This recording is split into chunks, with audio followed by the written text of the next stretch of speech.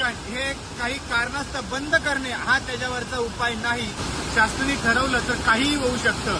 आता पावसाळ्याच्या दिवसामध्ये आपण पाहतो अनेक ठिकाणी ऍक्सिडेंट होत आहेत, पण अंदरबन हे एक असं ठिकाण आता झालेलं आहे. मागील काही वर्षामध्ये फॉरेस्ट यंत्रणेने तिथे योग्य ती खबरदारी घेऊन पूल असेल, रेलिंग असेल, अनेक गोष्टींवर इथं उपाययोजना केलेल्या आहेत. त्यामुळे कितीही अतिवृष्टी झाली, तुम्ही पहा इकडे ओढ्याला कितीही मोठ्या प्रमाणात जरी पाणी आलं तरी इथलं टुरिस्ट आणि इथलं पर्यटक, इथली वर्षा सहलीसाठी येणारी लोक ही थांबत नाहीयेत.